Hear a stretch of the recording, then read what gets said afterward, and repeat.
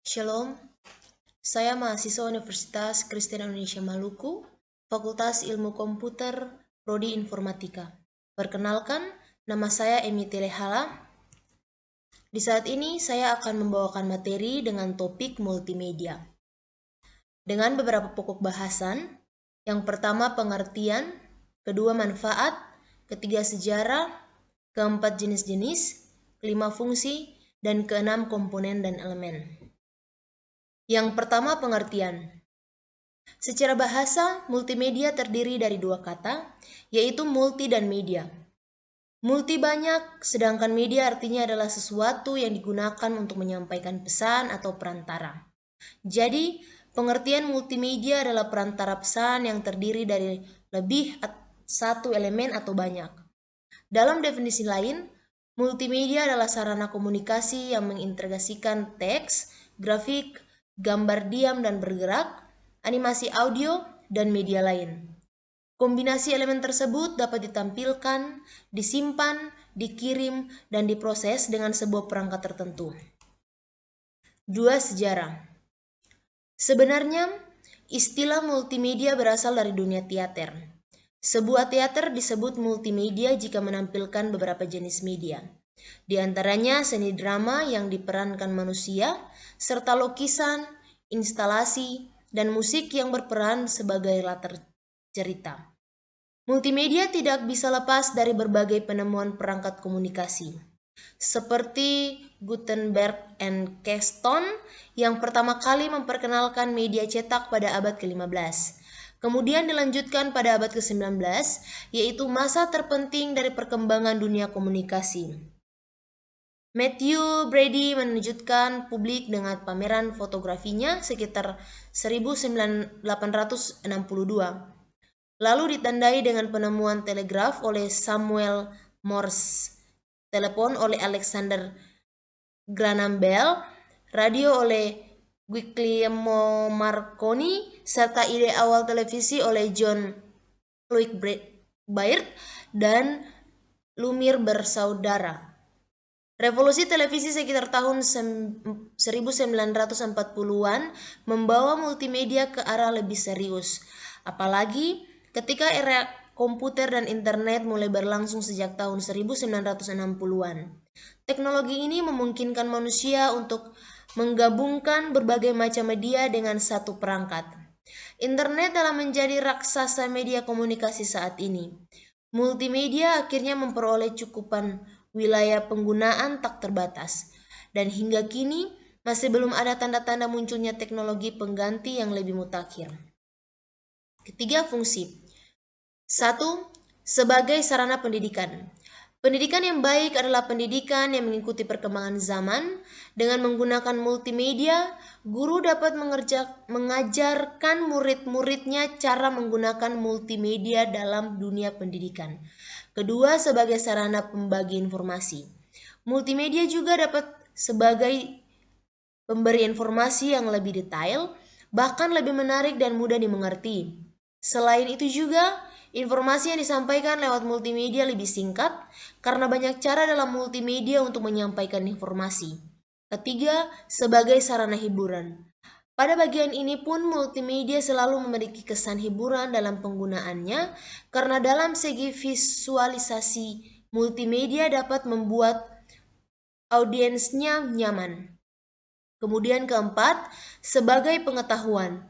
Pengetahuan tentang multimedia mulai dari teori dan prakteknya dapat di ruang lingkup universitas. Multimedia sebagai pengetahuan yang mengikuti perkembangan zaman dapat dipastikan bahwa bidang ini tidak akan redup jika teknologi tidak hilang.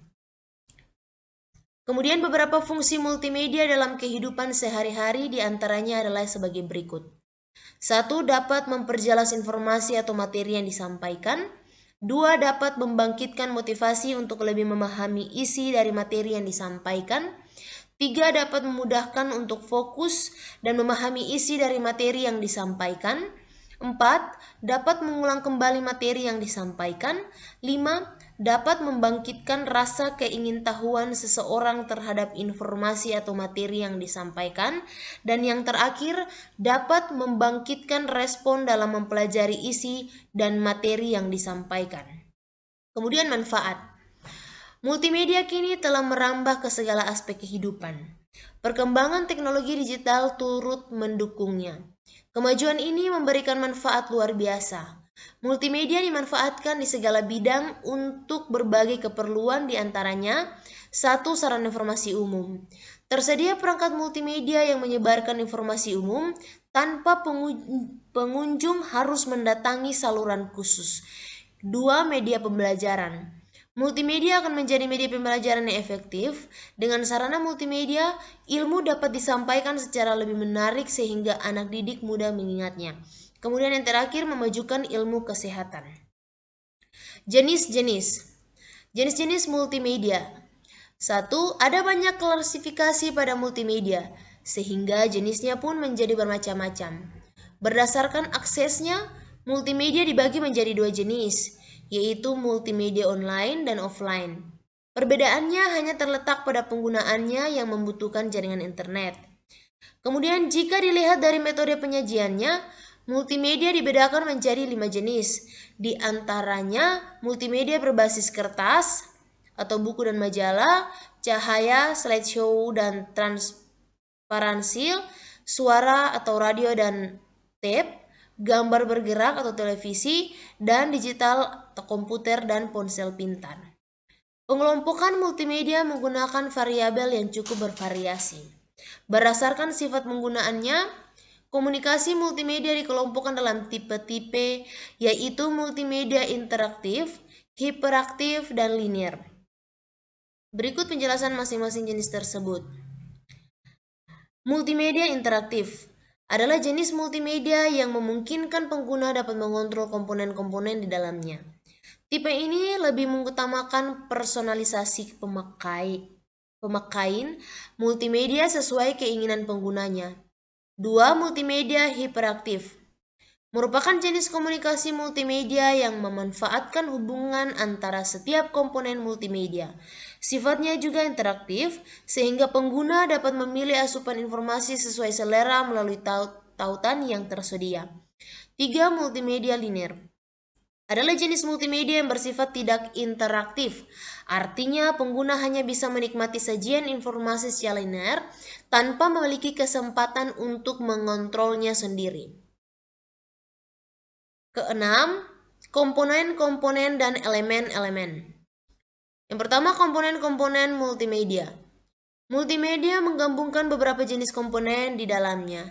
Komponen tersebut dibagi menjadi 2 jenis berdasarkan prosesnya, yaitu komponen penyusun dan komponen pengoperasian. Berikut uraian singkat tentang komponen-komponen tersebut. Yang pertama, komponen penyusun. Komponen penyusun meliputi elemen-elemen yang bisa digunakan dalam pembuatan sajian multimedia. Di antaranya teks, grafik, suara, foto, gambar diam dan gambar bergerak, serta animasi. 2. Komponen pengoperasian.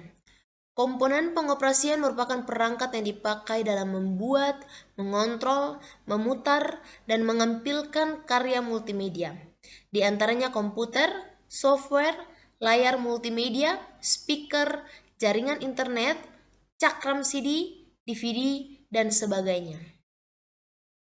Yang kedua, elemen-elemen multimedia. Elemen-elemen multimedia terdiri dari teks, gambar, suara, animasi, video. Yang pertama, teks. Teks merupakan salah satu komponen multimedia yang sangat ampuh dan jelas dalam penyampaian informasi. Penggunaan teks misalnya digunakan pada judul menu, menu-menu, dan tombol. Teks dibagi menjadi 2 tipe, yaitu serif dan sans serif. 2. Gambar. Gambar merupakan komponen multimedia yang dapat menyampaikan informasi lebih menarik. Gambar sangat berguna untuk menyampaikan informasi yang tidak dapat dijelaskan dengan kata-kata. Gambar yang dihasilkan oleh komputer terbagi menjadi 2, yaitu bitmaps. Bitmaps yaitu gambar yang terdiri dari titik-titik kecil yang membentuk sebuah gambar. Yang kedua, vektor ground, yaitu gambar yang dihasilkan dari koordinat kartesius yang biasanya menghasilkan bentuk garis, lingkaran, kotak, dan sebagainya. Ketiga, suara. Suara merupakan komponen yang paling mengena oleh panca indera manusia. Suara dapat memberikan kesenangan seperti dalam mendengarkan musik atau dapat memberikan suasana yang dapat mengubah mood seseorang. Keempat, animasi. Animasi merupakan komponen multimedia yang dapat membuat sesuatu gambar atau tulisan terlihat lebih hidup dengan menampilkan potongan-potongan gambar yang berganti-ganti secara cepat. Selain itu, animasi juga dapat membuat slide presentasi menjadi lebih menarik. Contoh animasi seperti twinning, fade in, fade out, zoom in, zoom out, dan sebagainya. Kelima, video.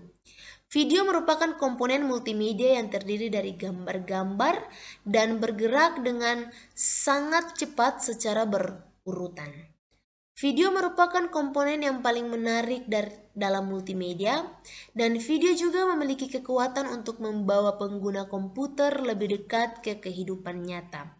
Dengan menambahkan komponen video di dalam proyek, dapat menyampaikan pesan dan memperkuat cerita.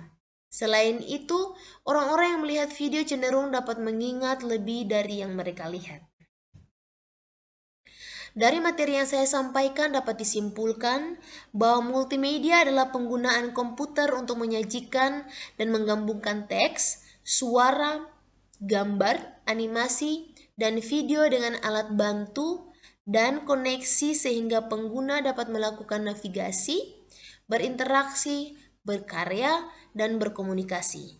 Multimedia sering digunakan dalam dunia hiburan. Selain dari dunia hiburan, multimedia juga diadopsi oleh dunia game. Terima kasih.